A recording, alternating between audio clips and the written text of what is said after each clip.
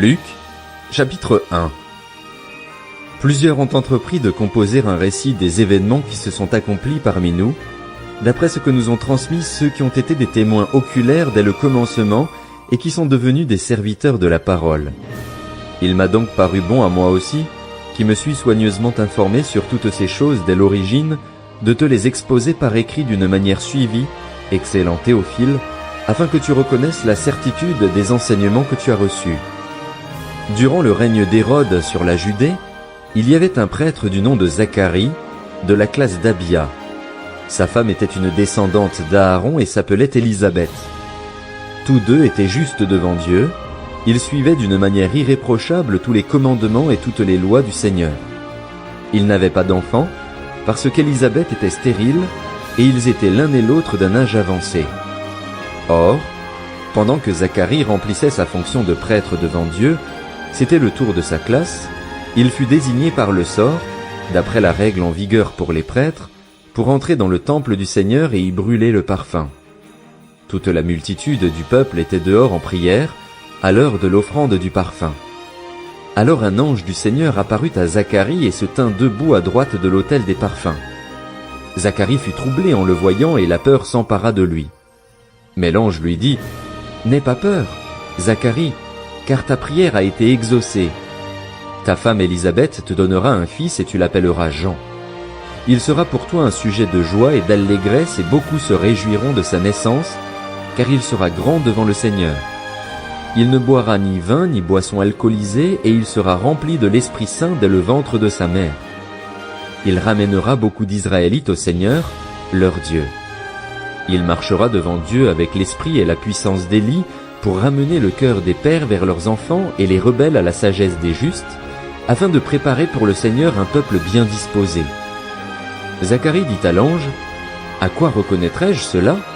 En effet, je suis vieux et ma femme est d'un âge avancé. » L'ange lui répondit, « Je suis Gabriel, je me tiens devant Dieu. J'ai été envoyé pour te parler et pour t'annoncer cette bonne nouvelle.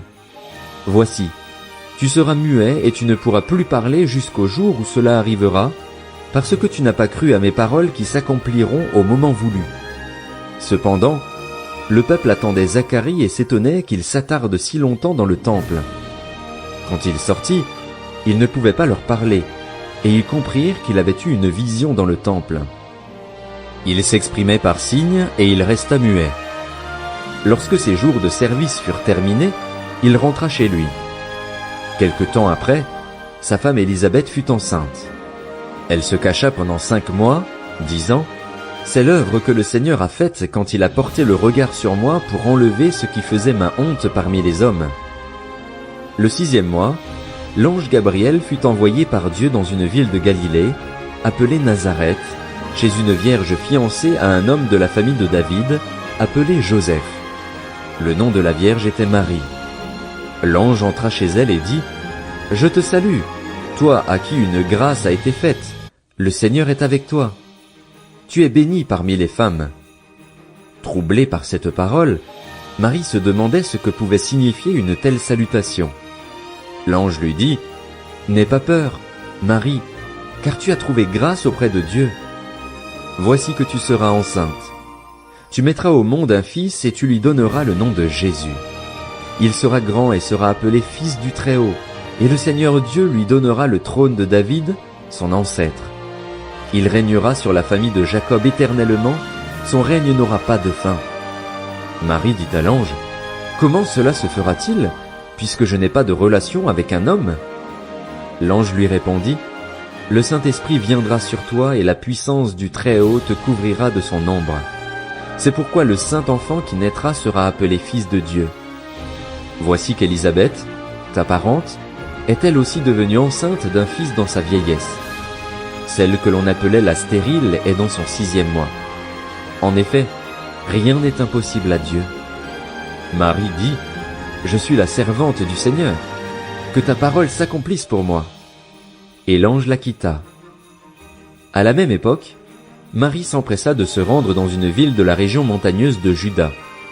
Elle entra dans la maison de Zacharie et salua Élisabeth. Dès qu'Élisabeth entendit la salutation de Marie, Son enfant remua brusquement en elle et elle fut remplie du Saint-Esprit. Elle s'écria d'une voix forte, « Tu es bénie parmi les femmes et l'enfant que tu portes est béni. Comment m'est-il accordé que la mère de mon Seigneur vienne vers moi? En effet, dès que j'ai entendu ta salutation, l'enfant a tressailli de joie en moi. Heureuse celle qui a cru, parce que ce qui lui a été dit de la part du Seigneur s'accomplira. » Marie dit, « Mon âme célèbre la grandeur du Seigneur et mon esprit se réjouit en Dieu, mon Sauveur, parce qu'il a porté le regard sur son humble servante. En effet, voici, désormais toutes les générations me diront heureuse, parce que le Tout-Puissant a fait de grandes choses pour moi. Son nom est saint, et sa bonté s'étend de génération en génération sur ceux qui le craignent. Il a agi avec la force de son bras, il a dispersé ceux qui avaient dans le cœur des pensées orgueilleuses. Il a renversé les puissants de leur trône et il a élevé les humbles. Il a rassasié de biens les affamés et il a renvoyé les riches les mains vides.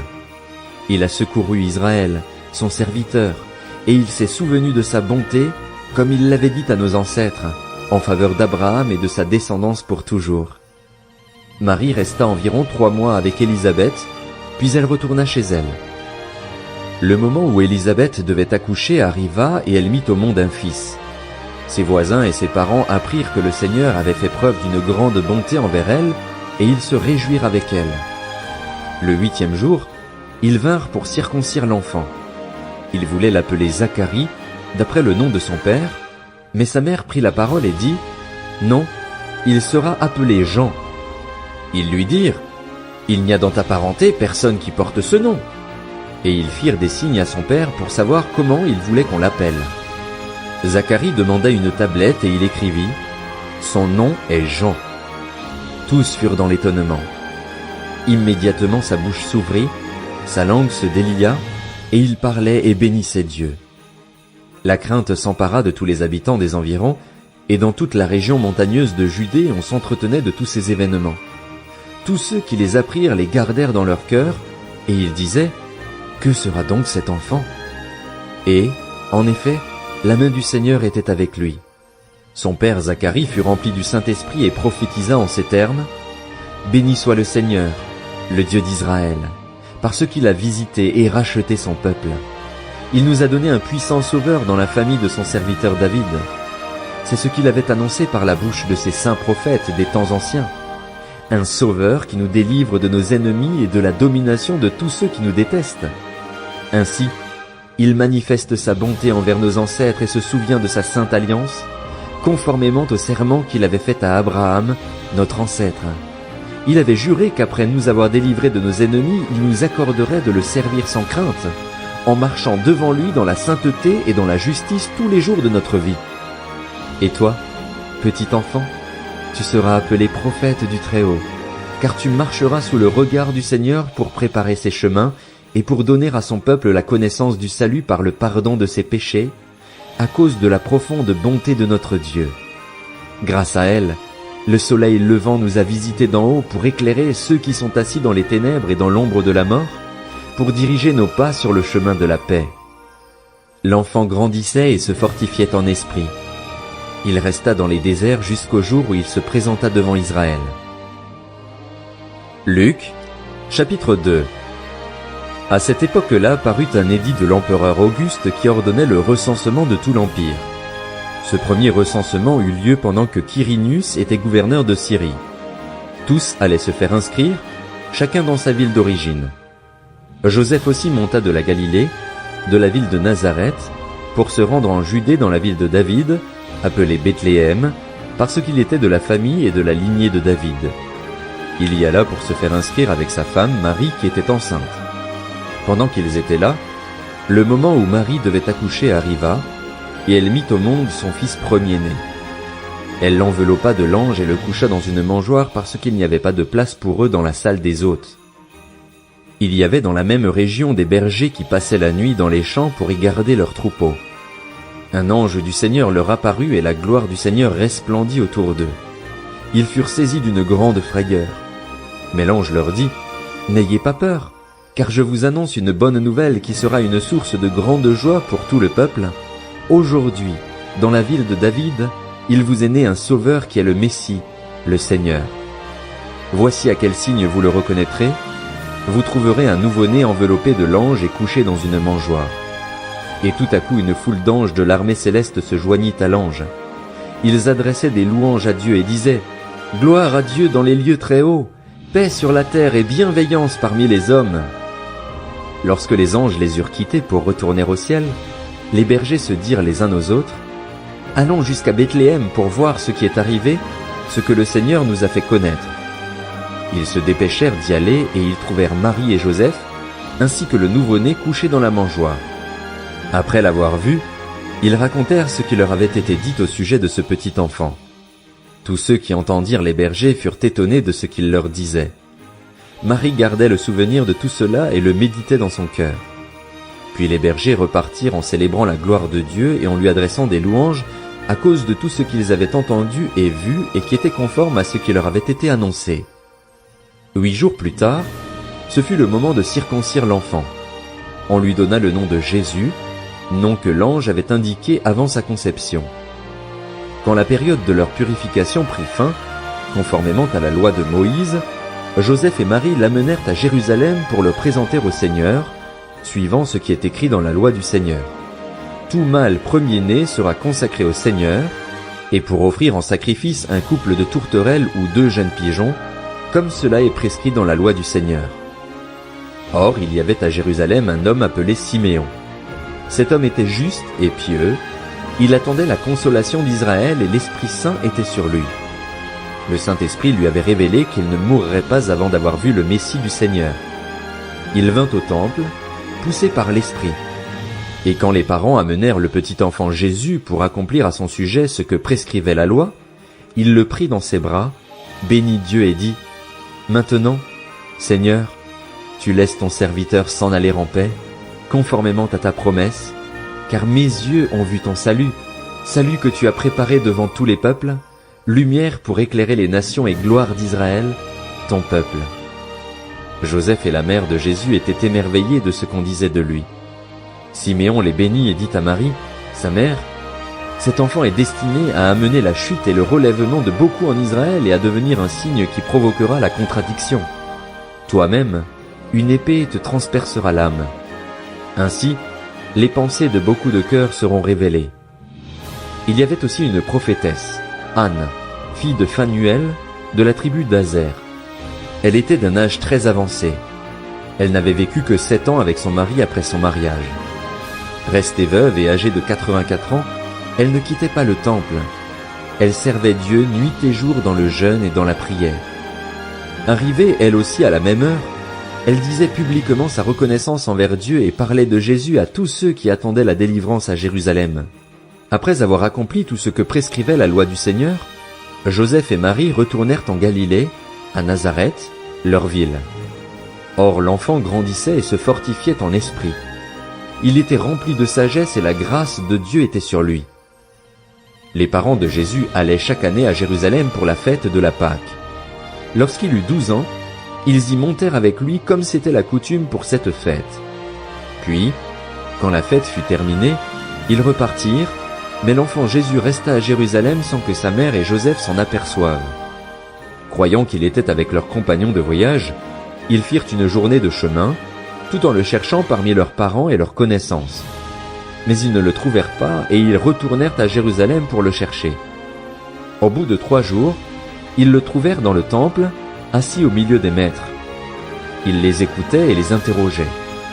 Tous ceux qui l'entendaient étaient stupéfaits de son intelligence et de ses réponses. Quand ses parents le virent, ils furent frappés d'étonnement, et sa mère lui dit, « Mon enfant, pourquoi as-tu agi ainsi avec nous? Ton père et moi, nous te cherchions avec angoisse. » Il leur dit, « Pourquoi me cherchiez-vous? Ne saviez-vous pas qu'il faut que je m'occupe des affaires de mon père? » Mais ils ne comprirent pas ce qu'il leur disait. Puis il descendit avec eux pour aller à Nazareth et il leur était soumis. Sa mère gardait précieusement toutes ces choses dans son cœur. Jésus grandissait en sagesse, en taille et en grâce devant Dieu et devant les hommes. Luc, chapitre 3. La 15e année du règne de l'empereur Tibère, Ponce Pilate était gouverneur de la Judée, Hérode tétrarque de la Galilée, son frère Philippe, tétrarque du territoire de l'Ithurée et de la Traconite, Lysanias, tétrarque de l'Abilène, et Anne et Caïphe étaient grands prêtres. C'est alors que la parole de Dieu fut adressée à Jean, fils de Zacharie, dans le désert, et Jean parcourut toute la région du Jourdain. Il prêchait le baptême de repentance pour le pardon des péchés, conformément à ce qui est écrit dans le livre des paroles du prophète Ésaïe. C'est la voix de celui qui crie dans le désert. Préparez le chemin du Seigneur, rendez ses sentiers droits. Toute vallée sera comblée, toute montagne et toute colline seront abaissées. Ce qui est tortueux sera redressé et les chemins rocailleux seront aplanis. Et tout homme verra le salut de Dieu. Il disait donc aux foules qui venaient se faire baptiser par lui, « Race de vipères, qui vous a appris à fuir la colère à venir ? Produisez donc des fruits qui confirment votre changement d'attitude et ne vous mettez pas à dire en vous-même, « Nous avons Abraham pour ancêtre. » En effet, je vous déclare que de ces pierres Dieu peut faire naître des descendants à Abraham. Déjà la hache est mise à la racine des arbres. Tout arbre qui ne produit pas de bons fruits sera donc coupé et jeté au feu.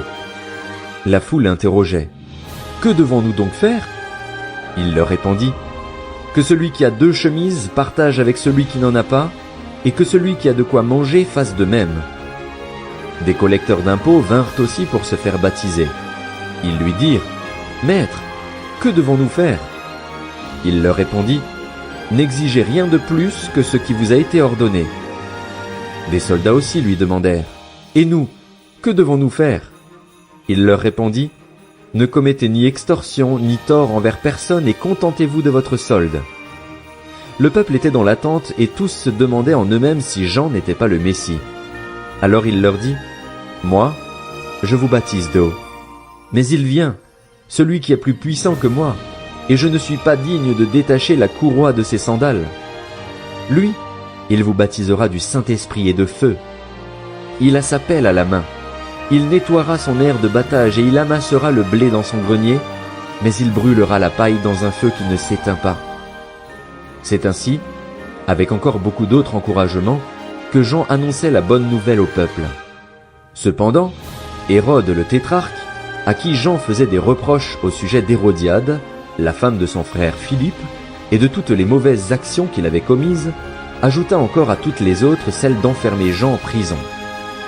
Comme tout le peuple était baptisé, Jésus aussi fut baptisé. Pendant qu'il priait, le ciel s'ouvrit et le Saint-Esprit descendit sur lui sous une forme corporelle, comme une colombe. Et une voix fit entendre du ciel ces paroles. « Tu es mon Fils bien-aimé, tu as toute mon approbation. » Jésus avait environ 30 ans lorsqu'il commença son ministère. Il était, comme on le croyait, fils de Joseph, fils d'Élie, fils de Mathat, fils de Lévi, fils de Melchi, fils de Janaï, fils de Joseph, fils de Mattathias, fils d'Amos, fils de Nahum, fils d'Esli, fils de Nagaï, fils de Mahat, fils de Mattathias, fils de Séméi, fils de Josèche, fils de Joda, fils de Johanan, fils de Réza, fils de Zorobabel, fils de Shealtiel, fils de Néri, fils de Melchi, fils d'Addi, fils de Kosam, fils d'Elmadam, fils d'Er, fils de Josès, fils d'Eliézer, fils de Jorim, fils de Mathat, fils de Lévi, fils de Siméon, fils de Juda, fils de Joseph, fils de Jonam, fils d'Eliakim, fils de Méléa, fils de Ména, fils de Matata, fils de Nathan, fils de David, fils d'Isaïe, fils d'Obed, fils de Boz, fils de Salmon, fils de Nakshon, fils d'Aminadab, fils d'Admin, fils d'Arni, fils d'Etzrom, fils de Péretz, fils de Juda, fils de Jacob, fils d'Isaac, fils d'Abraham, fils de Tara, fils de Nacor, fils de Sérur, fils de Ragao, fils de Phalec, fils d'Héber, fils de Sala, fils de Caïnam, fils d'Arpachshad, fils de Sem, fils de Noé, fils de Lamech, fils de Mathusala, fils d'Enoch, fils de Jared, fils de Maléli,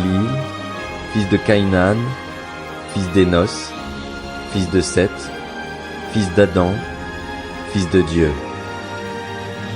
Luc, chapitre 4. Jésus, rempli du Saint-Esprit, revint du Jourdain. Il fut conduit par l'Esprit dans le désert où il fut tenté par le diable pendant 40 jours. Il ne mangea rien durant ces jours-là et, quand cette période fut passée, il eut faim. Le diable lui dit, « Si tu es le Fils de Dieu, ordonne à cette pierre de devenir du pain. » Jésus lui répondit, « Il est écrit, « L'homme ne vivra pas de pain seulement, mais de toute parole de Dieu. » Le diable l'emmena plus haut, sur une haute montagne, et lui montra en un instant tous les royaumes de la terre. Puis il lui dit, « Je te donnerai toute cette puissance et la gloire de ces royaumes, car elle m'a été donnée, et je la donne à qui je veux. Si donc tu te prosternes devant moi, elle sera toute à toi. » Jésus lui répondit, « Retire-toi, Satan. En effet, il est écrit, « C'est le Seigneur, ton Dieu, que tu adoreras, et c'est lui seul que tu serviras. » Le diable le conduisit encore à Jérusalem, le plaça au sommet du temple et lui dit, « Si tu es le Fils de Dieu, jette-toi d'ici en bas, car il est écrit, « Il donnera, à ton sujet, ordre à ses anges de te garder, et ils te porteront sur les mains, de peur que ton pied ne heurte une pierre. » Jésus lui répondit, « Il est dit, tu ne provoqueras pas le Seigneur, ton Dieu. » Après l'avoir tenté de toutes ses manières, le diable s'éloigna de lui jusqu'à un moment favorable. Jésus, revêtu de la puissance de l'Esprit, retourna en Galilée, et sa réputation gagna toute la région. Il enseignait dans les synagogues et tous lui rendaient gloire. Jésus se rendit à Nazareth où il avait été élevé et, conformément à son habitude, il entra dans la synagogue le jour du sabbat. Il se leva pour faire la lecture, et on lui remit le livre du prophète Ésaïe. Il le déroula et trouva l'endroit où il était écrit « L'Esprit du Seigneur est sur moi, parce qu'il m'a consacré par onction pour annoncer la bonne nouvelle aux pauvres. Il m'a envoyé pour guérir ceux qui ont le cœur brisé, pour proclamer aux prisonniers la délivrance et aux aveugles le recouvrement de la vue, pour renvoyer libres les opprimés, pour proclamer une année de grâce du Seigneur. » Ensuite, il roula le livre, le remit au serviteur et s'assit. Tous ceux qui se trouvaient dans la synagogue avaient les regards fixés sur lui. Alors il commença à leur dire, « Aujourd'hui cette parole de l'Écriture, que vous venez d'entendre, est accomplie. » Tous lui rendaient témoignage. Ils étaient étonnés des paroles de grâce qui sortaient de sa bouche et ils disaient, « N'est-ce pas le fils de Joseph ?» Jésus leur dit, « Vous allez sans doute me citer ce proverbe, « Médecin, guéris-toi toi-même. » Et vous me direz, « Fais ici, dans ta patrie, tout ce que, à ce que nous avons appris, tu as fait à Capernaüm. » Il leur dit encore, « Je vous le dis en vérité, aucun prophète n'est bien accueilli dans sa patrie. Je vous le déclare en toute vérité, il y avait de nombreuses veuves en Israël à l'époque d'Élie, lorsque le ciel a été fermé 3 ans et 6 mois et qu'il y a eu une grande famine dans tout le pays. Cependant, Élie n'a été envoyé vers aucune d'elles, mais seulement vers une veuve de Sarepta, dans le pays de Sidon. Il y avait aussi de nombreux lépreux en Israël à l'époque du prophète Élisée, et cependant aucun d'eux n'a été purifié, mais seulement Naaman le Syrien. Ils furent tous remplis de colère dans la synagogue, lorsqu'ils entendirent ces paroles. Ils se levèrent, le chassèrent de la ville et le menèrent jusqu'à un escarpement de la montagne sur laquelle leur ville était construite, afin de le précipiter dans le vide. Mais Jésus passa au milieu d'eux et s'en alla. Il descendit à Capernaüm, ville de la Galilée, et il les enseignait le jour du sabbat. On était frappé par son enseignement, car il parlait avec autorité. Dans la synagogue se trouvait un homme qui avait un esprit démoniaque impur. Il s'écria d'une voix forte, « Ah! Que nous veux-tu, Jésus de Nazareth? Es-tu venu pour nous perdre? Je sais qui tu es, le Saint de Dieu. » Jésus le menaça en disant, « Tais-toi et sors de cet homme. » Le démon jeta l'homme au milieu de l'assemblée et sortit de lui sans lui faire aucun mal. Tous furent saisis de frayeur, et ils se disaient les uns aux autres, « Quelle est cette parole ? Il commande avec autorité et puissance aux esprits impurs, et ils sortent. » Et sa réputation gagna toute la région. En sortant de la synagogue, il se rendit à la maison de Simon. La belle-mère de Simon avait une forte fièvre et on lui demanda d'intervenir en sa faveur. Il se pencha sur elle, menaça la fièvre, et la fièvre la quitta. Elle se leva immédiatement et se mit à les servir. Au coucher du soleil, tous ceux qui avaient des malades atteints de diverses maladies les lui amenèrent. Il guérit chacun d'eux en posant les mains sur lui. Des démons aussi sortirent de beaucoup de personnes en criant et en disant « Tu es le Messie, le Fils de Dieu !» Mais il les reprenait sévèrement et ne leur permettait pas de parler, parce qu'ils savaient qu'il était le Messie. Quand il fit jour, il sortit et se retira dans un endroit désert. Une foule de gens se mirent à sa recherche et arrivèrent jusqu'à lui. Ils voulaient le retenir afin qu'il ne les quitte pas, mais il leur dit « Il faut aussi que j'annonce aux autres villes la bonne nouvelle du royaume de Dieu, car c'est pour cela que j'ai été envoyé. » Et il prêchait dans les synagogues de la Galilée. Luc, chapitre 5. Un jour, Jésus se trouvait au bord du lac de Génézareth et la foule se pressait autour de lui pour entendre la parole de Dieu. Il vit au bord du lac 2 barques. Les pêcheurs en étaient descendus pour laver leurs filets. Il monta dans l'une de ces barques, qui appartenait à Simon, et il le pria de s'éloigner un peu du rivage. Puis il s'assit, et de la barque il enseignait la foule. Quand il eut fini de parler, il dit à Simon, « Avance là où l'eau est profonde et jetez vos filets pour pêcher. » Simon lui répondit, « Maître, nous avons travaillé toute la nuit sans rien prendre.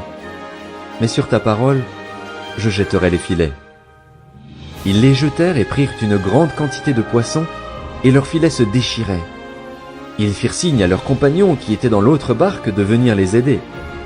Ils vinrent et remplirent les 2 barques, au point qu'elles s'enfonçaient. Quand il vit cela, Simon-Pierre tomba aux genoux de Jésus et dit, « Seigneur, éloigne-toi de moi, parce que je suis un homme pécheur. » En effet, lui et tous ceux qui étaient avec lui étaient remplis de frayeur à cause de la pêche qu'ils avaient faite. Il en allait de même pour Jacques et Jean, les fils de Zébédée, les associés de Simon. Jésus dit à Simon, « N'aie pas peur, désormais tu seras pêcheur d'hommes. » Alors ils ramenèrent les barques à terre, laissèrent tout et le suivirent. Alors que Jésus était dans une des villes, un homme couvert de lèpre le vit, tomba le visage contre terre et lui adressa cette prière. « Seigneur, si tu le veux, tu peux me rendre pur. » Jésus tendit la main, le toucha et dit, « Je le veux, sois pur. » Aussitôt la lèpre le quitta. Puis Jésus lui ordonna de n'en parler à personne. Mais, dit-il, va te montrer aux prêtres et offre pour ta purification ce que Moïse a prescrit, afin que cela leur serve de témoignage. On parlait de plus en plus de lui et les gens venaient en foule pour l'entendre et pour être guéris par lui de leur maladie. Mais lui, il se retirait dans les déserts et priait. Un jour, Jésus enseignait. Des pharisiens et des professeurs de la loi, venus de tous les villages de la Galilée, de la Judée et de Jérusalem, étaient assis là, et la puissance du Seigneur se manifestait par des guérisons. Et voici que des hommes qui portaient un paralysé sur une civière cherchaient à le faire entrer et à le placer devant Jésus. Comme ils n'avaient pas trouvé moyen de l'introduire à cause de la foule, ils montèrent sur le toit et, par une ouverture, ils le descendirent sur sa civière au milieu de l'assemblée, devant Jésus. Voyant leur foi, Jésus dit, « Mon ami, tes péchés te sont pardonnés. » Les spécialistes de la loi et les pharisiens se mirent à raisonner et à dire, « Qui est cet homme qui profère des blasphèmes? Qui peut pardonner les péchés, si ce n'est Dieu seul ?» Jésus connaissait leurs pensées. Il prit la parole et leur dit, « Pourquoi raisonnez-vous ainsi dans vos cœurs? Qu'est-ce qui est le plus facile à dire? Tes péchés te sont pardonnés? Ou lève-toi et marche.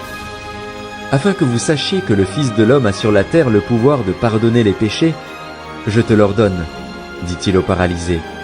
Lève-toi, prends ta civière et rentre chez toi. Celui-ci se leva immédiatement en leur présence, prit la civière sur laquelle il était couché et rentra chez lui en rendant gloire à Dieu. Tous étaient dans l'étonnement et célébraient la gloire de Dieu. Remplis de crainte, ils disaient « Nous avons vu aujourd'hui des choses extraordinaires ». Après cela, Jésus sortit et il vit un collecteur d'impôts du nom de Lévi assis au bureau des taxes. Il lui dit « Suis-moi ». Et laissant tout, il se leva et le suivit. Lévi lui offrit un grand festin dans sa maison, et beaucoup de collecteurs d'impôts et d'autres personnes étaient à table avec eux. Les pharisiens et leurs spécialistes de la loi murmurèrent et dirent à ses disciples « Pourquoi mangez-vous et buvez-vous avec les collecteurs d'impôts et les pécheurs ?» Jésus prit la parole et leur dit « Ce ne sont pas les gens en bonne santé qui ont besoin de médecins, mais les malades. Je ne suis pas venu appeler des justes, mais des pécheurs, à changer d'attitude. » Ils lui dirent « Pourquoi les disciples de Jean, tout comme ceux des pharisiens, jeûnent-ils fréquemment et font-ils des prières, tandis que les tiens mangent et boivent ?» Jésus leur répondit « Pouvez-vous faire jeûner les invités à la noce pendant que le marié est avec eux? Les jours viendront où le marié leur sera enlevé, alors ils jeûneront durant ces jours-là. » Il leur dit aussi une parabole. « Personne ne déchire un morceau de tissu d'un habit neuf pour le mettre à un vieil habit. Sinon il déchire l'habit neuf et le morceau qu'il en a pris n'est pas assorti avec le vieux. Et personne ne met du vin nouveau dans de vieilles outres. Sinon le vin nouveau fait éclater les outres, il coule et les outres sont perdues. Mais il faut mettre le vin nouveau dans des outres neuves et les deux se conservent. Et aussitôt après avoir bu du vin vieux, personne ne veut du nouveau, car il dit, le vieux est meilleur. » Luc, chapitre 6. Un jour de sabbat, appelé second premier, Jésus traversait des champs de blé. Ses disciples arrachaient des épis et les mangeaient après les avoir froissés dans leurs mains. Quelques pharisiens leur dirent « Pourquoi faites-vous ce qu'il n'est pas permis de faire pendant le sabbat ?» Jésus leur répondit « N'avez-vous pas lu ce qu'a fait David lorsqu'il a eu faim, lui et ses compagnons? Il est entré dans la maison de Dieu, a pris les pains consacrés, en a mangé et en a donné même à ses compagnons, bien qu'il ne soit permis qu'aux prêtres de les manger. Puis il leur dit, « Le Fils de l'homme est le Seigneur même du sabbat. » Un autre jour de sabbat, Jésus entra dans la synagogue et se mit à enseigner. Là se trouvait un homme dont la main droite était paralysée. Les spécialistes de la loi et les pharisiens observaient Jésus pour voir s'il ferait une guérison le jour du sabbat, afin d'avoir un motif pour l'accuser. Mais Jésus connaissait leurs pensées et il dit à l'homme qui avait la main paralysée, « Lève-toi et tiens-toi là au milieu. » Il se leva et se tint debout. Jésus leur dit, « Je vous demande s'il est permis, le jour du sabbat, de faire du bien ou de faire du mal, de sauver une personne ou de la tuer. » Alors il promena son regard sur eux tous et dit à l'homme, « Tends ta main. » Il le fit et sa main fut guérie, elle fut saine comme l'autre. Ils furent remplis de fureur et se consultèrent pour savoir ce qu'ils feraient à Jésus. À cette époque-là, Jésus se retira sur la montagne pour prier. Il passa toute la nuit à prier Dieu. Quand le jour fut levé, il appela ses disciples et il en choisit parmi eux 12 auxquels il donna le nom d'apôtres. Simon, qu'il appela aussi Pierre, André, son frère, Jacques, Jean, Philippe, Barthélemy, Matthieu, Thomas, Jacques, fils d'Alphée, Simon, appelé le Zélote, Jude, fils de Jacques, et Judas l'Iscariote, celui qui devint un traître. Il descendit avec eux et s'arrêta sur un plateau où se trouvait une foule de ses disciples et une multitude de personnes de toute la Judée, de Jérusalem et du littoral de Tyr et de Sidon. Ils étaient venus pour l'entendre et pour être guéris de leur maladie.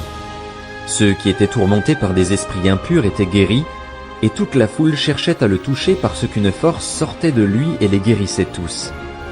Alors Jésus leva les yeux sur ses disciples et dit, « Heureux vous qui êtes pauvres, car le royaume de Dieu est à vous. Heureux vous qui avez faim maintenant, car vous serez rassasiés. Heureux vous qui pleurez maintenant, car vous rirez. Heureux serez-vous lorsque les hommes vous détesteront, lorsqu'ils vous chasseront, vous insulteront et vous rejetteront comme des êtres infâmes à cause du Fils de l'homme. Réjouissez-vous, ce jour-là, et sautez de joie, parce que votre récompense sera grande dans le ciel. En effet, c'est de la même manière que leurs ancêtres traitaient les prophètes. Mais malheur à vous, riches, car vous avez votre consolation. Malheur à vous qui êtes comblés maintenant, car vous aurez faim. Malheur à vous qui riez maintenant, car vous serez dans le deuil et dans les larmes. Malheur lorsque tous les hommes diront du bien de vous, car c'est de la même manière que leurs ancêtres traitaient les prétendus prophètes. Mais je vous dis, à vous qui m'écoutez, aimez vos ennemis, faites du bien à ceux qui vous détestent, bénissez ceux qui vous maudissent, priez pour ceux qui vous maltraitent. Si quelqu'un te frappe sur une joue, présente-lui aussi l'autre. Si quelqu'un prend ton manteau, ne l'empêche pas de prendre encore ta chemise. Donne à toute personne qui t'adresse une demande et ne réclame pas ton bien à celui qui s'en empare. Ce que vous voulez que les hommes fassent pour vous, faites-le vous aussi de même pour eux. Si vous aimez ceux qui vous aiment, quelle reconnaissance en avez-vous? En effet, les pécheurs aussi aiment ceux qui les aiment. Si vous faites du bien à ceux qui vous font du bien, quelle estime en avez-vous? En effet, les pécheurs aussi agissent de même. Et si vous prêtez à ceux dont vous espérez recevoir en retour, quel gré vous en sait-on? En effet, les pécheurs aussi prêtent aux pécheurs afin de recevoir l'équivalent. Mais aimez vos ennemis, faites du bien et prêtez sans rien espérer en retour. Votre récompense sera grande et vous serez fils du Très-Haut, car il est bon pour les ingrats et pour les méchants. Soyez donc pleins de compassion, tout comme votre Père aussi est plein de compassion.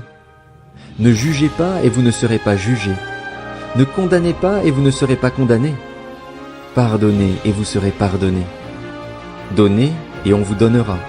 On versera dans le pan de votre vêtement une bonne mesure, tassée, secouée et qui déborde, car on utilisera pour vous la même mesure que celle dont vous vous serez servis. Il leur dit aussi cette parabole. Un aveugle peut-il conduire un aveugle? Ne tomberont-ils pas tous deux dans un fossé? Le disciple n'est pas supérieur à son maître, mais tout disciple bien formé sera comme son maître. Pourquoi vois-tu la paille qui est dans l'œil de ton frère et ne remarques-tu pas la poutre qui est dans ton propre œil? Ou comment peux-tu dire à ton frère, « Frère, laisse-moi enlever la paille qui est dans ton œil, toi qui ne vois pas la poutre qui est dans le tien? Hypocrite, enlève d'abord la poutre de ton œil, et alors tu verras clair pour retirer la paille qui est dans l'œil de ton frère. Un bon arbre ne porte pas de mauvais fruits, ni un mauvais arbre de bons fruits. En effet, chaque arbre se reconnaît à son fruit. On ne cueille pas des figues sur des ronces et l'on ne vendange pas des raisins sur des ronces. L'homme bon tire de bonnes choses du bon trésor de son cœur, et celui qui est mauvais tire de mauvaises choses du mauvais trésor de son cœur. En effet, sa bouche exprime ce dont son cœur est plein. Pourquoi m'appelez-vous Seigneur, Seigneur, et ne faites-vous pas ce que je dis? Je vais vous montrer à qui ressemble tout homme qui vient à moi, entend mes paroles et les met en pratique. Il ressemble à un homme qui, pour construire une maison, a creusé profondément et a posé les fondations sur le rocher. Une inondation est venue. Le torrent s'est jeté contre cette maison sans pouvoir l'ébranler, parce qu'elle était fondée sur le rocher. Mais celui qui entend et ne met pas en pratique est semblable à un homme qui a construit une maison sur la terre, sans fondation. Le torrent s'est jeté contre elle et aussitôt elle s'est écroulée. La ruine de cette maison a été grande. Luc, chapitre 7. Après avoir prononcé toutes ces paroles devant le peuple qui l'écoutait, Jésus entra dans Capernaüm. Un officier romain avait un esclave auquel il était très attaché et qui était malade, sur le point de mourir. Il entendit parler de Jésus et il lui envoya quelques anciens des Juifs pour lui demander de venir guérir son esclave. Ils arrivèrent vers Jésus et le supplièrent avec insistance, disant « Il mérite que tu lui accordes cela, car il aime notre nation et c'est lui qui a fait construire notre synagogue. » Jésus partit avec eux. Il n'était plus très loin de la maison quand l'officier envoya des amis vers lui pour lui dire « Seigneur, ne prends pas tant de peine, car je ne suis pas digne que tu entres sous mon toit. C'est aussi pour cela que je n'ai pas jugé bon d'aller en personne vers toi. Mais dis un mot et mon serviteur sera guéri. En effet, moi aussi je suis un homme soumis à des supérieurs et j'ai des soldats sous mes ordres. Je dis à l'un, pars, et il part. À un autre, viens, et il vient. Et à mon esclave, fais ceci, et il le fait. » Lorsque Jésus entendit ces paroles, il admira l'officier et, se tournant vers la foule qui le suivait, il dit, « Je vous le dis, même en Israël, je n'ai pas trouvé une aussi grande foi. » De retour à la maison, les personnes envoyées par l'officier trouvèrent l'esclave qui avait été malade en bonne santé. Le jour suivant, Jésus alla dans une ville appelée Naïn. Ses disciples, en assez grand nombre, et une grande foule faisaient route avec lui. Lorsqu'il fut près de la porte de la ville, voici qu'on portait en terre un mort, fils unique de sa mère qui était veuve. Beaucoup d'habitants de la ville l'accompagnaient. En voyant la femme, le Seigneur fut rempli de compassion pour elle et lui dit, « Ne pleure pas !» Il s'approcha et toucha le cercueil. Ceux qui le portaient s'arrêtèrent. Il dit, « Jeune homme, je te le dis, lève-toi !» Et le mort s'assit et se mit à parler. Jésus le rendit à sa mère. Tous furent saisis de crainte et ils rendaient gloire à Dieu en disant, « Un grand prophète a surgi parmi nous, et Dieu a visité son peuple. » Cette déclaration sur Jésus se propagea dans toute la Judée et dans toute la région. Jean fut informé de tout cela par ses disciples. Il en appela 2 qu'il envoya vers Jésus pour lui dire, « Es-tu celui qui doit venir ou devons-nous en attendre un autre ?» Arrivés vers Jésus, ils dirent, « Jean-Baptiste nous a envoyés vers toi pour te demander, « Es-tu celui qui doit venir ou devons-nous en attendre un autre ?» À ce moment-là, Jésus guérit de nombreuses personnes de maladies, d'infirmités et d'esprits mauvais, et il rendit la vue à bien des aveugles. Puis il leur répondit, « Allez rapporter à Jean ce que vous avez vu et entendu. Les aveugles voient, les boiteux marchent, les lépreux sont purifiés, les sourds entendent, les morts ressuscitent, la bonne nouvelle est annoncée aux pauvres. Heureux celui pour qui je ne représenterai pas un obstacle. » Lorsque les messagers de Jean furent partis, Jésus se mit à dire à la foule au sujet de Jean, « Qu'êtes-vous allé voir au désert? Un roseau agité par le vent? Mais qu'êtes-vous allé voir? Un homme habillé de tenues élégantes? Ceux qui portent des tenues somptueuses et qui vivent dans le luxe se trouvent dans les maisons des rois. Qu'êtes-vous donc allé voir? Un prophète? Oui, je vous le dis, et plus qu'un prophète. C'est celui à propos duquel il est écrit, « Voici, j'envoie mon messager devant toi pour te préparer le chemin. » Je vous le dis, parmi ceux qui sont nés de femmes, aucun prophète n'est plus grand que Jean-Baptiste.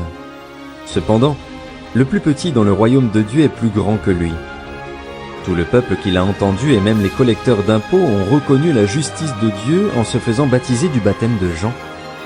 Mais les pharisiens et les professeurs de la loi, en ne se faisant pas baptiser par lui, ont rejeté le plan de Dieu pour eux. À qui donc comparerai-je les hommes de cette génération? À qui ressemblent-ils? Ils ressemblent à des enfants assis sur la place publique, qui se parlent les uns aux autres et disent « Nous vous avons joué de la flûte et vous n'avez pas dansé.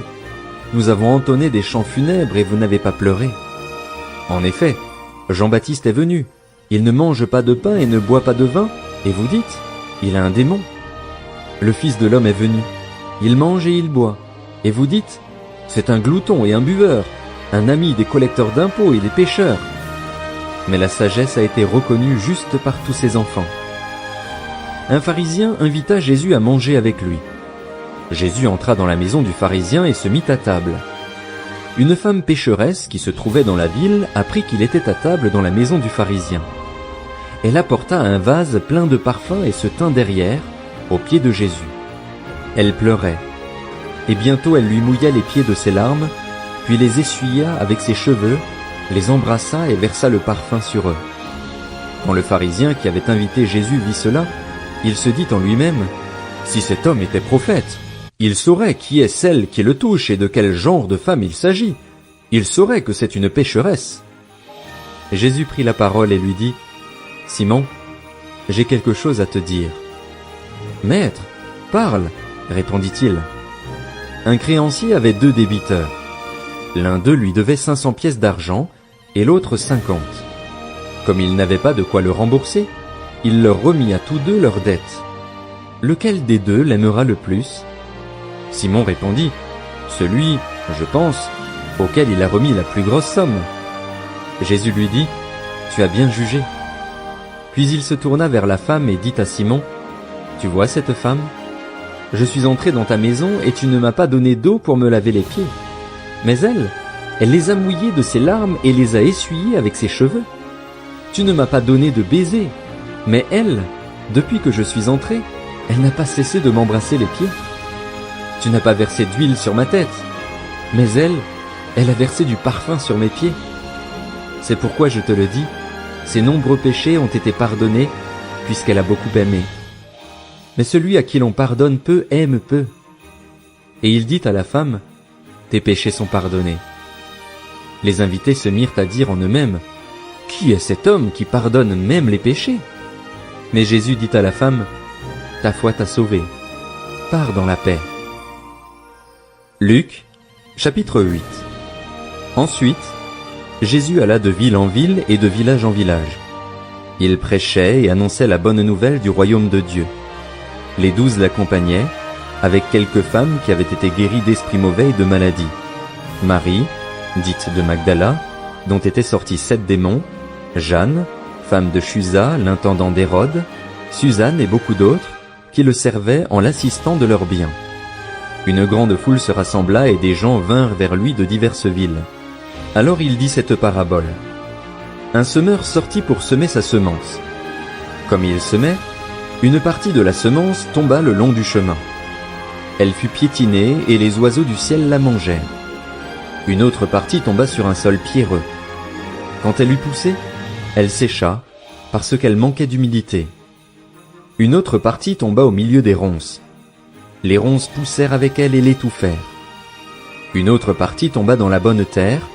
Quand elle eut poussé, elle produisit du fruit au centuple. Après cela, Jésus dit à haute voix, que celui qui a des oreilles pour entendre, entende. Ses disciples lui demandèrent ce que signifiait cette parabole.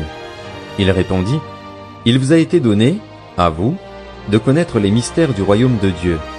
Mais pour les autres, cela est dit en parabole, afin qu'en voyant ils ne voient pas et qu'en entendant ils ne comprennent pas. Voici ce que signifie cette parabole. La semence, c'est la parole de Dieu. Ceux qui sont le long du chemin, ce sont ceux qui entendent. Puis le diable vient et enlève la parole de leur cœur, de peur qu'ils ne croient et soient sauvés. Ceux qui sont sur le sol pierreux, ce sont ceux qui, lorsqu'ils entendent la parole, l'acceptent avec joie. Mais ils n'ont pas de racines. Ils croient pour un temps et abandonnent au moment de l'épreuve. Ce qui est tombé parmi les ronces, ce sont ceux qui ont entendu la parole, mais en cours de route ils la laissent étouffer par les préoccupations, les richesses et les plaisirs de la vie, et ils ne parviennent pas à maturité. Ce qui est tombé dans la bonne terre, ce sont ceux qui ont entendu la parole avec un cœur honnête et bon, la retiennent et portent du fruit avec persévérance. Personne n'allume une lampe pour la couvrir d'un vase ou la mettre sous un lit, mais il la met sur un support, afin que ceux qui entrent voient la lumière. Il n'y a en effet rien de caché qui ne doive être mis en lumière, rien de secret qui ne doive être connu et mis au jour.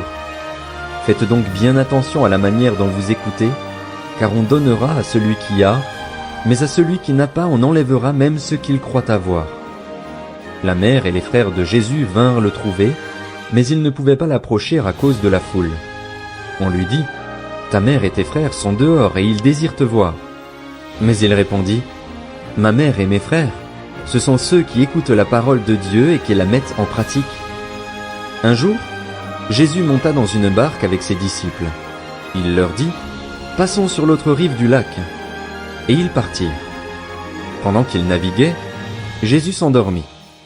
Un tourbillon s'abattit sur le lac, la barque se remplissait d'eau et ils étaient en danger. Ils s'approchèrent et le réveillèrent en disant, « Maître, Maître, nous allons mourir. » Il se réveilla et menaça le vent et les flots. Ceux-ci s'apaisèrent et il y eut un calme plat. Puis il leur dit, « Où est votre foi ?» Saisis de frayeur et d'étonnement, ils se dirent les uns aux autres, « Qui est donc cet homme ? Il donne des ordres même au vent et à l'eau, et ils lui obéissent. » Ils abordèrent dans le pays des Gadaréniens, qui est vis-à-vis de la Galilée. Lorsque Jésus fut descendu à terre, un homme de la ville vint à sa rencontre. Il avait des démons depuis assez longtemps. Il ne portait pas de vêtements et n'habitait pas dans une maison, mais dans les tombeaux. Quand il vit Jésus, il poussa un cri, se jeta à ses pieds et dit d'une voix forte, « Que me veux-tu ? « Jésus, fils du Dieu très haut, je t'en supplie, ne me tourmente pas !» Jésus ordonnait en effet à l'esprit impur de sortir de cet homme, car il s'était emparé de lui depuis longtemps. On attachait le démoniaque avec des chaînes et on lui mettait les fers aux pieds pour le garder, mais il rompait les liens et il était entraîné par le démon dans les endroits déserts. Jésus lui demanda « Quel est ton nom ?»« Légion » répondit-il, car de nombreux démons étaient entrés en lui. Il suppliait Jésus de ne pas leur ordonner d'aller dans l'abîme. Il y avait là, sur la montagne, un grand troupeau de porcs en train de chercher à manger. Les démons supplièrent Jésus de leur permettre d'entrer dans ces porcs. Il le leur permit. Les démons sortirent de cet homme, entrèrent dans les porcs, et le troupeau se précipita du haut de la falaise dans le lac et se noya. Quand les gardiens du troupeau virent ce qui était arrivé, ils s'enfuirent et rapportèrent la nouvelle dans la ville et dans les campagnes. Les gens allèrent voir ce qui était arrivé. Ils vinrent vers Jésus et trouvèrent assis à ses pieds l'homme dont les démons étaient sortis. Il était habillé et dans son bon sens. Ils furent saisis de frayeur. Ceux qui avaient été témoins de la scène leur racontèrent comment le démoniaque avait été guéri. Alors tous les habitants du pays des Gadaréniens demandèrent à Jésus de s'en aller de chez eux, car ils étaient saisis d'une grande crainte.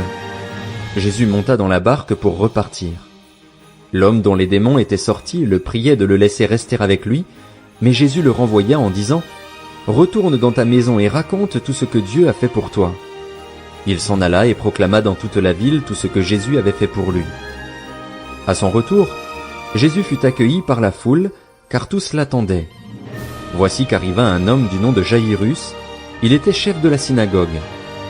Il se jeta à ses pieds et le supplia d'entrer dans sa maison, parce qu'il avait une fille unique d'environ 12 ans qui était mourante. Pendant que Jésus s'y rendait, la foule le serrait de tous côtés. Or il y avait une femme qui souffrait d'hémorragie depuis 12 ans. Elle avait dépensé tout son bien chez les médecins, mais aucun n'avait pu la guérir. Elle s'approcha par derrière et toucha le bord du vêtement de Jésus. Son hémorragie s'arrêta immédiatement. Jésus dit « Qui m'a touché ?» Comme tous s'en défendaient, Pierre et ceux qui étaient avec lui dirent « Maître, la foule t'entoure et te presse, et tu dis « Qui m'a touché ?» Mais Jésus répondit « Quelqu'un m'a touché, car j'ai senti qu'une force était sortie de moi. » Voyant qu'elle n'était pas passée inaperçue, la femme vint toute tremblante se jeter à ses pieds. Elle déclara devant tout le peuple pourquoi elle l'avait touchée et comment elle avait été immédiatement guérie. Alors il lui dit « Ma fille, prends courage, ta foi t'a sauvée. Pars dans la paix. » Jésus parlait encore quand quelqu'un arriva de chez le chef de la synagogue et lui dit « Ta fille est morte, ne dérange plus le maître. » Mais Jésus, qui avait entendu, dit au chef de la synagogue « N'aie pas peur, crois seulement, et elle sera sauvée. » Lorsqu'il fut arrivé à la maison, il ne laissa personne entrer avec lui, sauf Pierre, Jean et Jacques, ainsi que le père et la mère de l'enfant. Tous pleuraient et se lamentaient sur elle. Alors Jésus dit « Ne pleurez pas, car elle n'est pas morte, mais elle dort. » Ils se moquaient de lui, sachant qu'elle était morte. Mais il les fit tous sortir, prit la jeune fille par la main et dit d'une voix forte « Mon enfant, lève-toi !» Son esprit revint en elle, et elle se leva immédiatement. Jésus ordonna de lui donner à manger. Les parents de la jeune fille furent remplis d'étonnement. Il leur recommanda de ne dire à personne ce qui était arrivé. Luc, chapitre 9. Jésus rassembla les 12 apôtres et leur donna puissance et autorité pour chasser tous les démons et guérir les maladies. Il les envoya proclamer le royaume de Dieu et guérir les malades. « Ne prenez rien pour le voyage, leur dit-il, ni bâton, ni sac, ni pain, ni argent, et n'ayez pas 2 chemises chacun. Quelle que soit la maison où vous entrez, restez-y, et c'est de là que vous partirez. Si l'on ne vous accueille pas, sortez de cette ville et secouez la poussière de vos pieds en témoignage contre eux. » Ils partirent et allèrent de village en village. Ils annonçaient la bonne nouvelle et faisaient partout des guérisons. Hérode, le tétrarque, entendit parler de tout ce qui se passait. Il ne savait que penser, car les uns disaient que Jean était ressuscité, d'autres qu'Élie était apparu et d'autres qu'un des prophètes d'autrefois était ressuscité. Mais Hérode disait « J'ai fait décapiter Jean. Qui donc est cet homme à propos duquel j'entends dire de telles choses ?» et ils cherchaient à le voir. À leur retour, les apôtres racontèrent à Jésus tout ce qu'ils avaient fait. Il les prit avec lui et se retira à l'écart, du côté d'une ville appelée Bethsaïda. Mais les gens l'apprirent et le suivirent. Jésus les accueillit. Il leur parlait du royaume de Dieu et il guérissait ceux qui en avaient besoin. Comme le jour commençait à baisser, les 12 s'approchèrent et lui dirent « Renvoie la foule, afin qu'elle aille dans les villages et dans les campagnes des environs pour se loger et pour trouver de quoi manger, car nous sommes ici dans un endroit désert. » Mais Jésus leur dit « Donnez-leur vous-même à manger. » Ils répondirent « Nous n'avons pas plus de 5 pains et 2 poissons, à moins d'aller nous-mêmes acheter des vivres pour tout ce peuple. » En effet, il y avait environ 5000 hommes. Jésus dit à ses disciples « Faites-les asseoir par groupe de 50. » C'est ce qu'ils firent, et tout le monde s'assit. Jésus prit les 5 pains et les 2 poissons, leva les yeux vers le ciel et les bénit. Puis il les rompit et les donna aux disciples afin qu'ils les distribuent à la foule. Tous mangèrent et furent rassasiés, et l'on emporta 12 paniers pleins des morceaux qui restaient. Un jour, Jésus priait à l'écart et ses disciples étaient avec lui. Il leur posa cette question, « Qui suis-je, d'après les foules ?» Ils répondirent, « D'après les uns, Jean-Baptiste, d'après certains, Élie, d'après d'autres, un des prophètes d'autrefois qui est ressuscité. Et d'après vous, qui suis-je ?» leur demanda-t-il.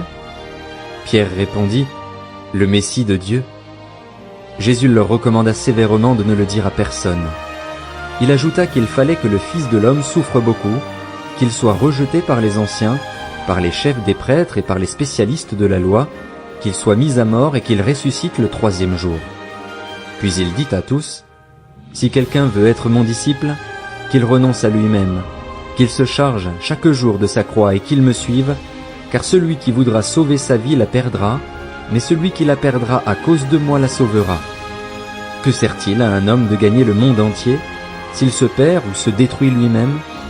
En effet, celui qui aura honte de moi et de mes paroles, le Fils de l'homme aura honte de lui, quand il viendra dans sa gloire et dans celle du Père et des saints anges.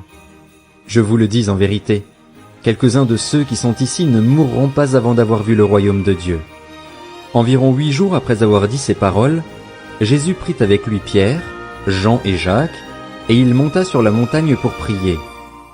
Pendant qu'il priait, l'aspect de son visage changea et son vêtement devint d'une blancheur éclatante. Et voici que 2 hommes s'entretenaient avec lui. C'étaient Moïse et Élie. Apparaissant dans la gloire, il parlait de son prochain départ qui allait s'accomplir à Jérusalem. Pierre et ses compagnons étaient accablés de sommeil, mais, restés éveillés, ils virent la gloire de Jésus et les 2 hommes qui étaient avec lui. Au moment où ces hommes se séparaient de Jésus, Pierre lui dit, « Maître, il est bon que nous soyons ici. Faisons 3 abris, un pour toi, un pour Moïse et un pour Élie. » Il ne savait pas ce qu'il disait. Il parlait encore quand une nuée vint les couvrir. Les disciples furent saisis de frayeur en les voyant disparaître dans la nuée. Et de la nuée sortit une voix qui dit, « Celui-ci est mon Fils bien-aimé, écoutez-le. » Quand la voix se fit entendre, Jésus se retrouva seul. Les disciples gardèrent le silence et, à cette époque-là, ils ne racontèrent rien à personne de ce qu'ils avaient vu. Le lendemain, lorsqu'ils furent descendus de la montagne, une grande foule vint à la rencontre de Jésus. Alors, du milieu de la foule, un homme s'écria, « Maître, je t'en prie, jette les regards sur mon fils, car c'est mon fils unique. Un esprit s'empare de lui et tout à coup il pousse des cris. L'esprit le secoue violemment, le fait écumer et le quitte à grand-peine, après l'avoir tout brisé. J'ai prié tes disciples de le chasser et ils n'ont pas pu. » Génération incrédule et perverse, répondit Jésus, « Jusqu'à quand serai-je avec vous et devrais-je vous supporter ? Amène ton fils ici. » Tandis que l'enfant s'approchait, le démon le jeta par terre et le secoua violemment, mais Jésus menaça l'esprit impur, guérit l'enfant et le rendit à son père. Tous furent frappés par la grandeur de Dieu. Alors que chacun s'émerveillait de tout ce que faisait Jésus, il dit à ses disciples, « Quant à vous, écoutez bien ceci. Le Fils de l'homme doit être livré entre les mains des hommes. » Cependant, ils ne comprenaient pas cette parole. Elle était voilée pour eux afin qu'ils n'en saisissent pas le sens, et ils avaient peur de l'interroger à ce sujet. Ils eurent une discussion entre eux pour savoir lequel parmi eux était le plus grand. Jésus connaissait la pensée de leur cœur. Il prit un petit enfant, le plaça près de lui et leur dit : « Celui qui accueille en mon nom ce petit enfant, c'est moi-même qui l'accueille, et celui qui m'accueille accueille celui qui m'a envoyé. En effet, celui qui est le plus petit parmi vous tous, c'est celui-là qui est grand. » Jean prit la parole et dit : « Maître, nous avons vu quelqu'un chasser des démons en ton nom et nous l'en avons empêché, parce qu'il ne nous suit pas. » « Ne l'en empêchez pas, lui répondit Jésus, car celui qui n'est pas contre nous est pour nous. » Lorsqu'approchèrent les jours où il devait être enlevé du monde, Jésus prit la décision de se rendre à Jérusalem. Il envoya devant lui des messagers qui se mirent en route et entrèrent dans un village samaritain pour lui préparer un logement. Mais on refusa de l'accueillir parce qu'il se dirigeait vers Jérusalem. Voyant cela, ses disciples Jacques et Jean dirent : « Seigneur, veux-tu que nous ordonnions au feu de descendre du ciel et de les consumer comme l'a fait Élie ?» Jésus se tourna vers eux et leur adressa des reproches en disant : « Vous ne savez pas de quel esprit vous êtes animés. En effet, le Fils de l'homme n'est pas venu pour perdre les âmes des hommes, mais pour les sauver. » Et ils allèrent dans un autre village. Pendant qu'ils étaient en chemin, un homme lui dit : « Seigneur, je te suivrai partout où tu iras. » Jésus lui répondit : « Les renards ont des tanières et les oiseaux du ciel ont des nids, mais le Fils de l'homme n'a pas un endroit où il puisse reposer sa tête. » Il dit à un autre : « Suis-moi. » Il répondit : « Seigneur, permets-moi d'aller d'abord enterrer mon père. » Mais Jésus lui dit : « Laisse les morts enterrer leurs morts et toi, va annoncer le royaume de Dieu. » Un autre dit : « Je te suivrai, Seigneur, mais permets-moi d'aller d'abord faire mes adieux à ceux de ma maison. » Jésus lui répondit : « Celui qui met la main à la charrue et regarde en arrière n'est pas fait pour le royaume de Dieu. » Luc, chapitre 10. Après cela, le Seigneur désigna encore 70 autres disciples et les envoya devant lui 2 par 2 dans toutes les villes et dans tous les endroits où lui-même devait aller. Il leur dit : « La moisson est grande, mais il y a peu d'ouvriers. Priez donc le maître de la moisson d'envoyer des ouvriers dans sa moisson. Allez-y, je vous envoie comme des agneaux au milieu des loups. Ne prenez ni bourse, ni sac, ni sandales et ne saluez personne en chemin. Dans toute maison où vous entrerez, dites d'abord : que la paix soit sur cette maison. Et s'il se trouve là un homme de paix, votre paix reposera sur lui. Sinon, elle reviendra sur vous. Restez dans cette maison, mangez et buvez ce qu'on vous donnera, car l'ouvrier mérite son salaire. N'allez pas de maison en maison. Dans toute ville où vous entrerez et où l'on vous accueillera, mangez ce que l'on vous offrira, guérissez les malades qui s'y trouveront et dites-leur : le royaume de Dieu s'est approché de vous. Mais dans toute ville où vous entrerez et où l'on ne vous accueillera pas, allez dans les rues et dites : nous secouons contre vous même la poussière de votre ville qui s'est attachée à nos pieds. Sachez cependant que le royaume de Dieu s'est approché de vous. Je vous dis que, ce jour-là, Sodome sera traitée moins sévèrement que cette ville-là. Malheur à toi, Chorazin, malheur à toi, Bethsaïda, car si les miracles accomplis au milieu de vous l'avaient été dans Tyr et dans Sidon, il y a longtemps que leurs habitants se seraient repentis, habillés d'un sac et assis dans la cendre. C'est pourquoi, lors du jugement, Tyr et Sidon seront traités moins sévèrement que vous. Et toi, Capernaüm, qui a été élevé jusqu'au ciel, tu seras abaissé jusqu'au séjour des morts.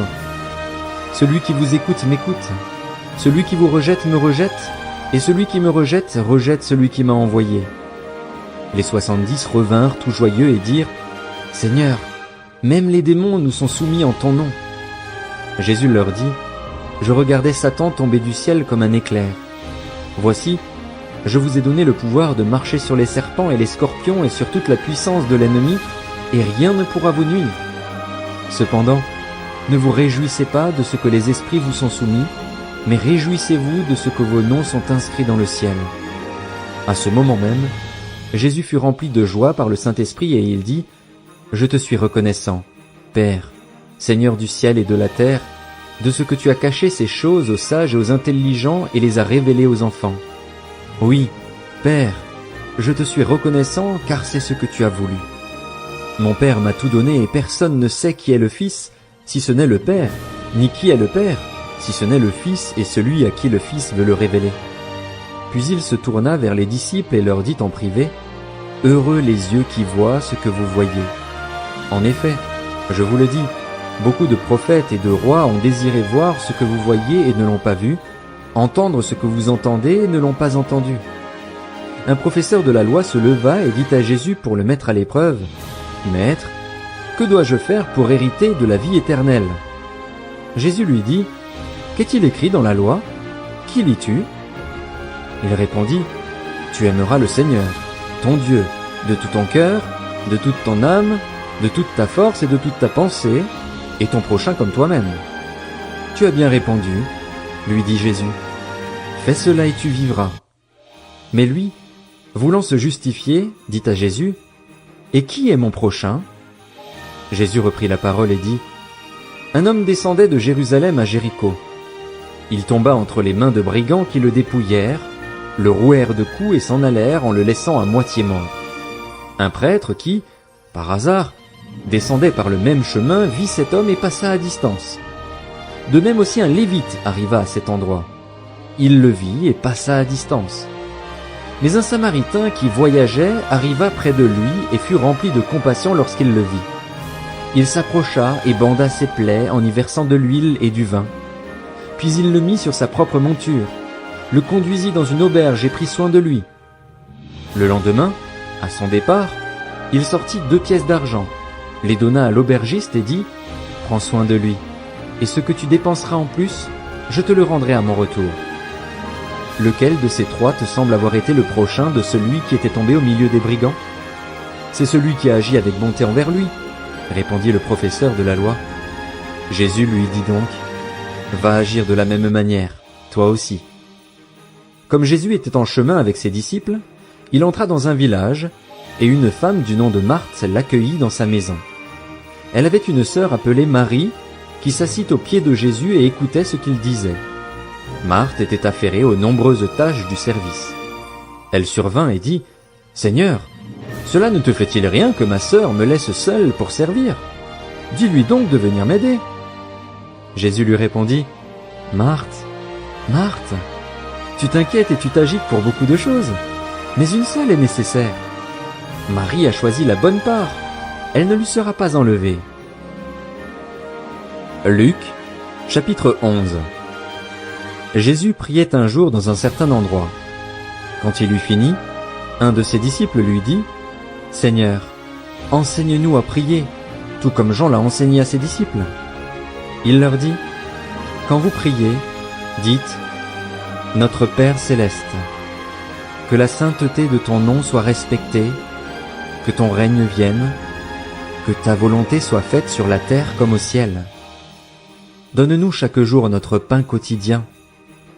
Pardonne-nous nos péchés, car nous aussi nous pardonnons à toute personne qui nous offense, et ne nous expose pas à la tentation, mais délivre-nous du mal. » Il leur dit encore, « Supposons que l'un de vous est un ami et qu'il aille le trouver au milieu de la nuit pour lui dire, « Mon ami, prête-moi 3 pains, car un de mes amis est arrivé de voyage chez moi et je n'ai rien à lui offrir. » Supposons que, de l'intérieur de sa maison, cet ami lui réponde, « Ne m'ennuie pas, la porte est déjà fermée, mes enfants et moi sommes au lit, je ne peux pas me lever pour te donner des pains. » Je vous le dis, même s'il ne se lève pas pour les lui donner parce que c'est son ami, il se lèvera à cause de son insistance et lui donnera tout ce dont il a besoin. Et moi, je vous dis, demandez et l'on vous donnera, cherchez et vous trouverez, frappez et l'on vous ouvrira. En effet, tous ceux qui demandent reçoivent, celui qui cherche trouve et l'on ouvrira à celui qui frappe. Quel père parmi vous donnera une pierre à son fils, s'il lui demande du pain? Ou bien s'il demande un poisson, lui donnera-t-il un serpent au lieu d'un poisson?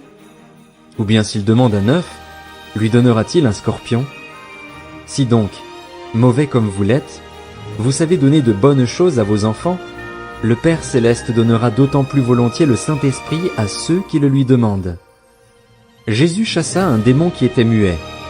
Lorsque le démon fut sorti, le muet se mit à parler, et la foule fut dans l'admiration. Cependant, quelques-uns dirent, « C'est par Béelzébul, le prince des démons, qu'il chasse les démons. D'autres, pour le mettre à l'épreuve, lui demandaient un signe venant du ciel. Comme Jésus connaissait leurs pensées, il leur dit « Tout royaume confronté à des luttes internes est dévasté et les maisons s'écroulent l'une sur l'autre. Si donc Satan lutte contre lui-même, comment son royaume subsistera-t-il, puisque vous dites que je chasse les démons par Béelzébul? Et si moi, je chasse les démons par Béelzébul, vos disciples, par qui les chassent-ils? C'est pourquoi ils seront eux-mêmes vos juges. Mais si c'est par le doigt de Dieu que je chasse les démons, alors le royaume de Dieu est venu jusqu'à vous. Lorsqu'un homme fort et bien armé garde sa maison, ce qu'il possède est en sécurité. Mais si un autre plus fort que lui survient et le maîtrise, il lui enlève toutes les armes sur lesquelles il comptait et distribue ses biens à d'autres. Celui qui n'est pas avec moi est contre moi, et celui qui ne rassemble pas avec moi disperse. Lorsqu'un esprit impur est sorti d'un homme, il va dans des endroits arides pour chercher du repos. Comme il n'en trouve pas, il dit « Je retournerai dans ma maison, d'où je suis sorti. » À son arrivée, il la trouve balayée et bien rangée. Alors il s'en va prendre 7 autres esprits plus mauvais que lui. Ils entrent dans la maison, s'y installent, et la dernière condition de cet homme est pire que la première. Jésus parlait encore quand une femme se mit à lui dire, du milieu de la foule, « Heureux le ventre qui t'a porté! Heureux les seins qui t'ont allaité! » Il répondit, « Heureux plutôt ceux qui écoutent la parole de Dieu et qui la gardent. » Comme la foule s'amassait, il se mit à dire, « Cette génération est une génération mauvaise. Elle réclame un signe miraculeux. Il ne lui sera pas donné d'autre signe que celui de Jonas, le prophète. » En effet, de même que Jonas a été un signe pour les Ninivites, de même le Fils de l'homme en sera un pour cette génération. Lors du jugement, la reine du Midi se lèvera avec les hommes de cette génération et les condamnera, parce qu'elle est venue des extrémités de la terre pour entendre la sagesse de Salomon. Or, il y a ici plus que Salomon. Lors du jugement, les habitants de Ninive se lèveront avec cette génération et la condamneront, parce qu'ils ont changé d'attitude à la prédication de Jonas. Or, il y a ici plus que Jonas. Personne n'allume une lampe pour la mettre dans un endroit caché ou sous un seau, mais on la met sur son support, afin que ceux qui entrent voient la lumière. Ton œil est la lampe de ton corps. Lorsque ton œil est en bon état, tout ton corps est éclairé. Mais lorsque ton œil est en mauvais état, ton corps aussi est dans les ténèbres. Veille donc à ce que la lumière qui est en toi ne soit pas ténèbres. Si donc ton corps tout entier est éclairé, sans aucune partie dans les ténèbres, il sera entièrement éclairé comme lorsque la lampe t'éclaire de sa lueur. Pendant que Jésus parlait, un pharisien l'invita à dîner chez lui. Il entra et se mit à table. Le pharisien vit avec étonnement qu'il ne s'était pas lavé avant le repas. Mais le Seigneur lui dit, « Vous, pharisiens, vous nettoyez l'extérieur de la coupe et du plat, mais à l'intérieur vous êtes plein d'avidité et de méchanceté. Homme dépourvu de bon sens, celui qui a fait l'extérieur n'a-t-il pas fait aussi l'intérieur? Faites plutôt don de ce que vous avez à l'intérieur, et alors tout sera pur pour vous. Mais malheur à vous, pharisiens, parce que vous payez la dîme de la menthe, de la rue et de chaque plante, et que vous négligez la justice et l'amour de Dieu. Voilà ce qu'il fallait pratiquer, sans négliger le reste. Malheur à vous, pharisiens, parce que vous aimez occuper les sièges d'honneur dans les synagogues et être salués sur les places publiques. Malheur à vous, spécialistes de la loi et pharisiens hypocrites, parce que vous êtes comme des tombeaux qu'on ne remarque pas et sur lesquels on marche sans le savoir. Un des professeurs de la loi prit la parole et lui dit, « Maître, en parlant ainsi, c'est aussi nous que tu insultes. » Jésus répondit, « Malheur à vous aussi, professeurs de la loi, parce que vous chargez les hommes de fardeaux difficiles à porter, que vous ne touchez pas vous-même d'un seul doigt. Malheur à vous, parce que vous construisez les tombeaux des prophètes que vos ancêtres ont tués. Vous rendez donc témoignage aux actes de vos ancêtres et vous les approuvez, car eux, ils ont tué les prophètes et vous construisez leurs tombeaux. C'est pourquoi la sagesse de Dieu a dit, « Je leur enverrai des prophètes et des apôtres, ils tueront les uns et persécuteront les autres, afin qu'ils soient demandés compte à cette génération du sang de tous les prophètes qui a été versé depuis la création du monde, depuis le sang d'Abel jusqu'au sang de Zacharie, tué entre l'autel et le temple. Oui, je vous le dis, il en sera demandé compte à cette génération. Malheur à vous, professeurs de la loi, parce que vous avez enlevé la clé de la connaissance. Vous n'êtes pas entrés vous-même et ceux qui voulaient entrer, vous les en avez empêchés. » Comme il leur disait cela, les spécialistes de la loi et les pharisiens commencèrent à s'acharner contre lui et à le faire parler sur bien des sujets. Ils lui tendaient des pièges pour surprendre une parole sortie de sa bouche afin de pouvoir l'accuser. Luc, chapitre 12. Pendant ce temps, les gens s'étaient rassemblés par milliers, au point de s'écraser les uns les autres. Jésus se mit à dire à ses disciples, « Avant tout, méfiez-vous du levain des pharisiens, qui est l'hypocrisie. Il n'y a rien de caché qui ne doive être découvert, ni de secret qui ne doivent être connus. C'est pourquoi tout ce que vous aurez dit dans l'obscurité sera entendu en plein jour, et ce que vous aurez dit à l'oreille dans les chambres sera proclamé sur les toits. Je vous le dis, à vous qui êtes mes amis, ne redoutez pas ceux qui tuent le corps et qui, après cela, ne peuvent rien faire de plus. Je vais vous montrer qui vous devez redouter. Redoutez celui qui, après avoir tué, a le pouvoir de jeter en enfer. Oui, je vous le dis, c'est lui que vous devez redouter. Ne vend-on pas 5 moineaux pour 2 petites pièces? Cependant, aucun d'eux n'est oublié devant Dieu. Même vos cheveux sont tous comptés. N'ayez donc pas peur. Vous valez plus que beaucoup de moineaux. Je vous le dis, toute personne qui se déclarera pour moi devant les hommes, le Fils de l'homme se déclarera aussi pour elle devant les anges de Dieu. Mais celui qui m'aura renié devant les hommes sera renié devant les anges de Dieu. Toute personne qui dira une parole contre le Fils de l'homme, cela lui sera pardonné. Mais celui qui aura blasphémé contre le Saint-Esprit, le pardon ne lui sera pas accordé. Quand on vous conduira dans les synagogues, ou devant les magistrats et les autorités, ne vous inquiétez pas de la manière dont vous vous défendrez ni de ce que vous direz. En effet, le Saint-Esprit vous enseignera au moment même ce qu'il faudra dire. Du milieu de la foule, quelqu'un dit à Jésus, « Maître, dis à mon frère de partager notre héritage avec moi. » Jésus lui répondit, « Qui m'a établi pour être votre juge ou pour faire vos partages ?» Puis il leur dit, « Gardez-vous avec soin de toute soif de posséder, car la vie d'un homme ne dépend pas de ses biens, même s'il est dans l'abondance. » Il leur dit cette parabole, « Les terres d'un homme riche avaient beaucoup rapporté. Il raisonnait en lui-même, disant, « Que vais-je faire? En effet, je n'ai pas de place pour rentrer ma récolte. Voici ce que je vais faire, se dit-il. J'abattrai mes greniers, j'en construirai de plus grands, j'y amasserai toute ma récolte et tous mes biens, et je dirai à mon âme, « Mon âme, tu as beaucoup de biens en réserve pour de nombreuses années. Repose-toi, mange, bois et réjouis-toi. » Mais Dieu lui dit, « Homme dépourvu de bon sens, cette nuit même, ton âme te sera redemandée, et ce que tu as préparé, pour qui cela sera-t-il? » Voilà quelle est la situation de celui qui amasse des trésors pour lui-même et qui n'est pas riche pour Dieu. Jésus dit ensuite à ses disciples, « C'est pourquoi je vous le dis, ne vous inquiétez pas pour votre vie de ce que vous mangerez, ni pour votre corps de ce dont vous serez habillés. La vie est plus que la nourriture et le corps plus que le vêtement. Observez les corbeaux, ils ne sèment pas et ne moissonnent pas, ils n'ont ni cave ni grenier, et Dieu les nourrit. Vous valez beaucoup plus que les oiseaux. Qui de vous peut, par ses inquiétudes, ajouter un instant à la durée de sa vie? Si donc vous ne pouvez rien faire, même pour si peu, pourquoi vous inquiétez-vous du reste? Observez comment poussent les plus belles fleurs. Elles ne travaillent pas et ne tissent pas. Cependant, je vous dis que Salomon lui-même, dans toute sa gloire, n'a pas eu d'aussi belle tenue que l'une d'elles. Si Dieu habille ainsi l'herbe qui est aujourd'hui dans les champs et qui demain sera jetée au feu, il le fera d'autant plus volontiers pour vous, gens de peu de foi. Et vous, ne cherchez pas ce que vous mangerez ni ce que vous boirez et ne soyez pas inquiets. En effet, tout cela, ce sont les membres des autres peuples du monde qui le recherchent.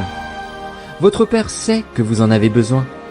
Recherchez plutôt le royaume de Dieu et tout cela vous sera donné en plus. N'aie pas peur, petit troupeau, car votre Père a trouvé bon de vous donner le royaume. Vendez ce que vous possédez et faites don de l'argent. Faites-vous des bourses qui ne s'usent pas, un trésor inépuisable dans le ciel, où le voleur n'approche pas et où la mite ne détruit pas. En effet, là où est votre trésor, là aussi sera votre cœur. Mettez une ceinture à votre taille et tenez vos lampes allumées. Soyez comme des hommes qui attendent que leur maître revienne des noces, afin de lui ouvrir dès qu'il arrivera et frappera. Heureux ces serviteurs que le maître, à son arrivée, trouvera éveillés. Je vous le dis en vérité, il mettra sa ceinture, les fera prendre place à table et s'approchera pour les servir.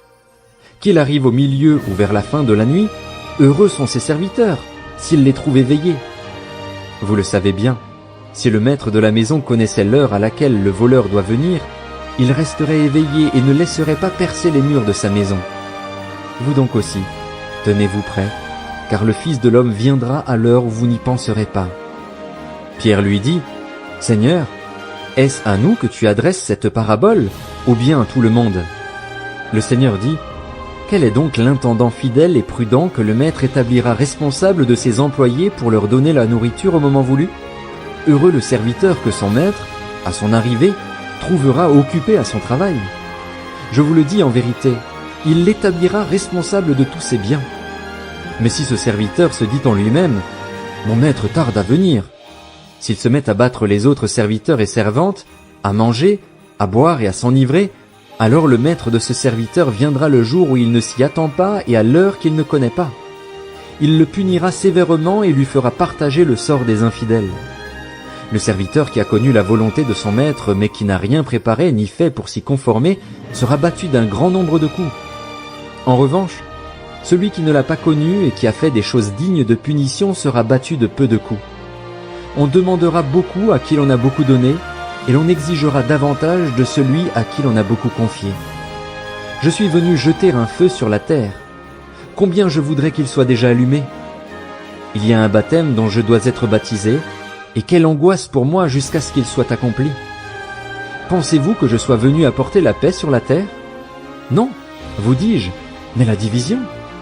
En effet, désormais, s'il y a 5 personnes dans une famille, elles seront divisées, 3 contre 2 et 2 contre 3, le père contre le fils et le fils contre le père, la mère contre la fille et la fille contre la mère, la belle-mère contre la belle-fille et la belle-fille contre la belle-mère.